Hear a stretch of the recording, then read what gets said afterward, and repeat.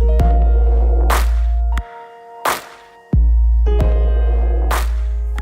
talk to us about PR as personal rather than public relations. Well, when I started out, public relations was associated with kind of long lunches with journalists, boozy long lunches with journalists. It was seen as a spin factory, so kind of lying, really. And kind of if any news is good news, so it kind of didn't really matter the nature of the story as long as it kind of made news. And I've shared with you kind of the personal context of why I wanted the opposite of that, because I kind of come from some of that environment. So we kind of reframed it into personal relations, which are kind of three core characteristics of it: kind of ethical, solutions-driven, and humanizing. So the ethical side of things was really important about, for example, upholding the dignity of every human being in everything that we did. And again, there's a really good commercial argument for that. There's the leading regional newspaper in France, West France, which is translated as West France. We hear it all of the time that when newspaper circulations are going down around the world, we hear it's because of the fragmentation of the media and because of the internet and all of that. But West France and others like it, their circulations are going up year on year. Why? They've got strict ethical editorial guidelines. They will never depict human suffering.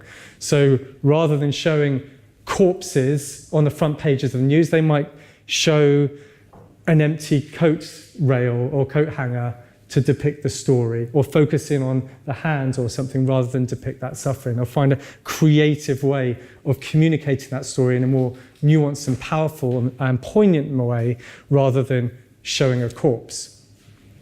And guess what? There's a demand for that as well. So ethical, humanizing. So again, it starts from the idea that every single person is extraordinary. Have you ever met an ordinary person?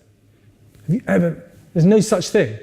And so the personal relations, the PR practitioner's job, the marketer's job, is to elucidate, extract the extraordinary that is already there and share their story. There's every day women are giving birth, for goodness sake. Just with gas and air, they are pushing their pain barrier, their previously perceived pain barrier, with every contraction, every sinew and fibre of their being in order to birth a child. And we kind of brush over it.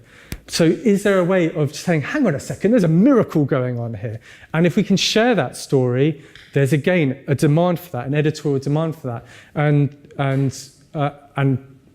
it's also unusual. So it's more newsworthy as well. And solutions-driven.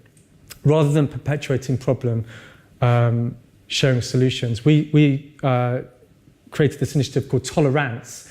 And a tolerant is a 60-second rant about a problem, but always ends up in communicating a solution.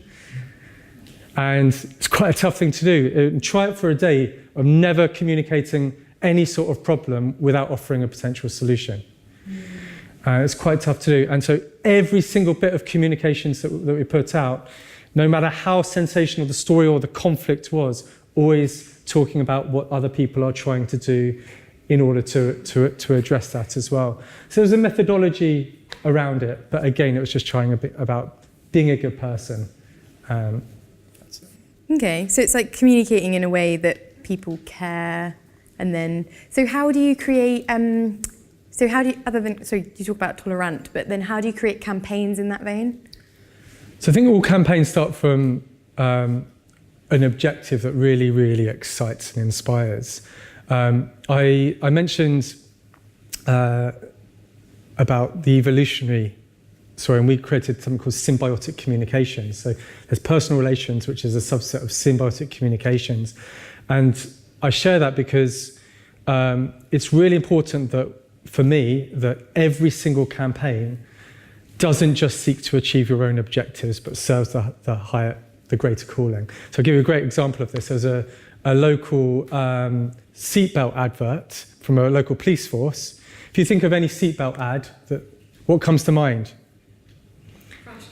Crash dummy. Or there might be people, I saw one where the people, and they picked up pizza and they had a crash and the pizza was stuck to the windscreen and there's corpses. And again, it's just Maslow's hierarchy of needs. Yeah, it's the bottom level of the hierarchy of needs. And so that for the last 75 years, all marketing, public relations has been based upon Maslow's hierarchy of needs. In order to make you wear a seatbelt, we will say your life is in danger, your safety is in danger, that of your family is in danger, that primal thing. Those Mexicans are here to get us, build a wall, you're in danger. That visceral thing, that's how the behavioral change campaign will go. Recently, Maslow's hierarchy of needs was renovated by a group of social scientists, and at the top, self-actualization wasn't anywhere. There was being a parent. It was cooperative. It was something relational. So it suggests that the biggest soft-wired need in every single human being is to help each other out, is to cooperate. And so if every communications and marketing campaign appeals to that soft-wired need in every human being, we got there. So back to the seatbelt ad. What they did is they did a beautiful advert. Google it. It's called Embrace Life, and it's absolutely gorgeous. And there's not a car in sight in the advert, and the message, you'll get it from Embrace Life. It achieves the very clear marketing objective. We want to encourage people to wear seatbelts, but it's symbiotic communications. It gives something beyond our sector, beyond our micro marketing needs. It offers something for the greater need. So any objective has got to be so exciting, not just for us, but for the human condition. Yeah, that's an objective that really excites. That's a bold ambition. Yeah, but why not? Life's Yeah. short.